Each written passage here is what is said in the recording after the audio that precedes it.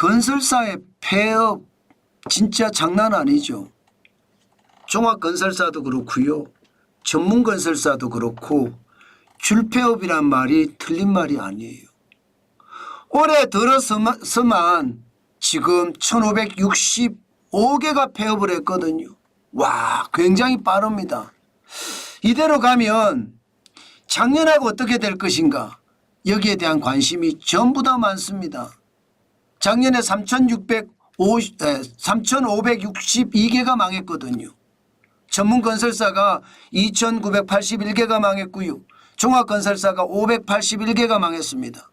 지금은요 1,565개인데 종합건설사가 295개가 망했고요. 전문건설사가 1,270개가 망하고 있는 중입니다. 앞으로 말입니다. 이대로라면 아마 작년보다 건설사들의 폐업이 훨씬 더 커질 거라는 거예요. 왜냐고요?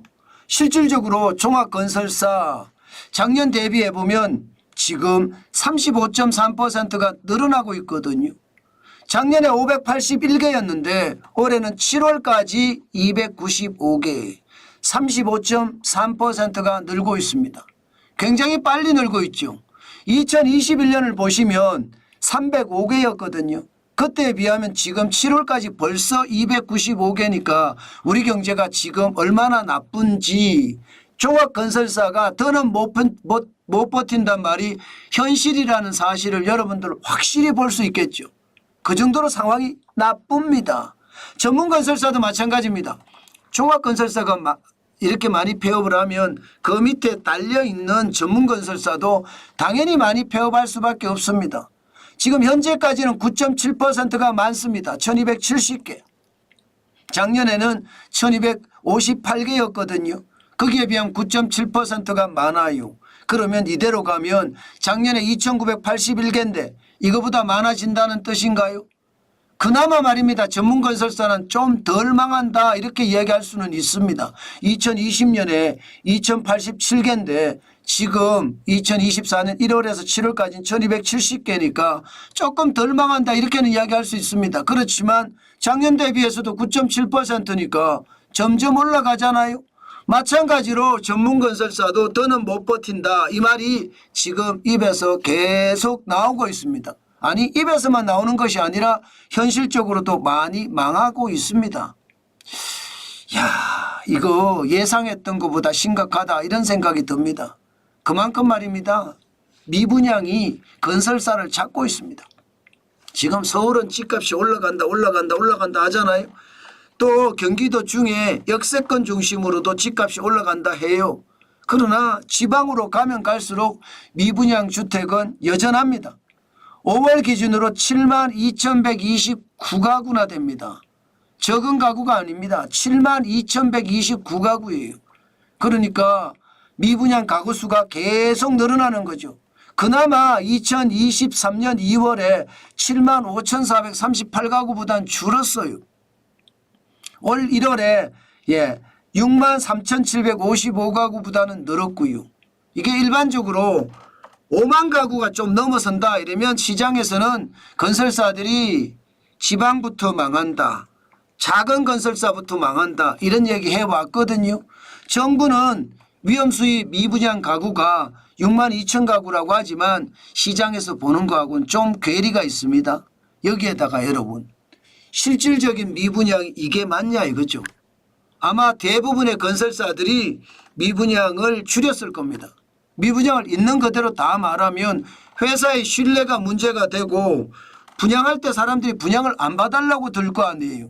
저기는 회사는 문제가 있는가 봐. 그렇게 생각하면서 안 받으려고 들 겁니다. 그게 오히려 충격이 되지 않겠습니까? 그렇기 때문에 지금 밝혀진 거는 빙산의 일각이다. 저는 그렇게 생각하거든요. 그러면 5월에 72,129가구면 실제는 이거보다 훨씬 많다는 이야기잖아요. 그러면 지방건설사도 그렇고 중소건설사도 그렇고 심지어 대기업까지도 저는 기본적으로 말입니다. 자금난을 겪을 수밖에 없다고 생각을 합니다. 그나마 폐업을 하는 종합건설사나 전문건설사는 다행이다 이런 생각이 듭니다. 왜? 폐업을 할 수 있는 힘이라도 있으니까요. 폐업을 하지 못하는 건설사들도 태반입니다. 지금 그냥 부도가 나는 회사들 말입니다.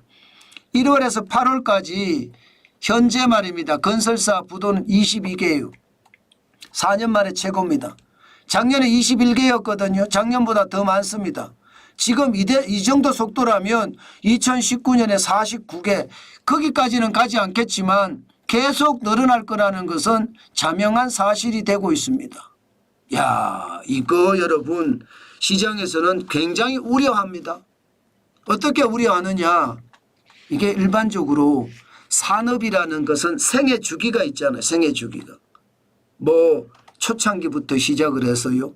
뭐 성장기, 성숙기, 그리고 나면 쇠퇴기 이렇게 오잖아요. 일반적으로 이렇게 생애 주기라고 있는데 건설사가 쇠퇴기에 들은 것은 아니냐 이런 이야기까지 나옵니다. 쇠퇴기라면 대한민국 건설이 대한민국뿐만 아니라 세계 시장에 나가서도 크게 활동을 하는데 이제는 건설사 자체가 산업에서 쇠퇴기가 된다는 이야기가 하는 걸 보면 와우, 솔직히 조금 두렵습니다. 왜 그런 이야기까지 나오느냐 여러분. 건설사 취업자가 굉장히 빠른 속도로 줍니다. 2019년을 보세요. 202만 2천 명이었거든요. 계속해서 건설사 취업자는 늘어왔습니다. 2020년 201만 6천 명, 코로나 팬데믹 때를 제외하고는요. 그러니까 극단적 위기가 왔을 때를 제외하고는 계속 우상향으로 건설사 취업자는 늘어났습니다. 2021년은 209만, 2022년에 212만 3천이었거든요. 그러다가 2023년에 떨어집니다. 211만 4천으로 떨어졌고요.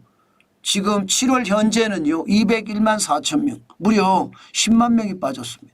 7개월 새에 4.7%가 줄어들었습니다. 이것을 보면서 건설사가 지금 폐업을 하거나 혹은 부도를 많이 내고 있는데 그 현상이 건설업의 쇠퇴기에 들어선 것은 아닌가 이런 얘기를 한다는 뜻입니다. 어떻게 생각하면 여러분 진짜 건설업은 현재까지 최악의 상태로 가고 있다 이렇게 해도 틀린 말이 아니라는 뜻입니다. 그만큼 건설 산업 자체가 성숙기를 지나서 쇠퇴기로 가고 있다. 이것은 우리 산업 전체가 지금 쇠퇴기로 갈 수 있다. 이런 조짐이 보인다고도 말할 수 있습니다. 저는 여러분 산업이라는 것은요.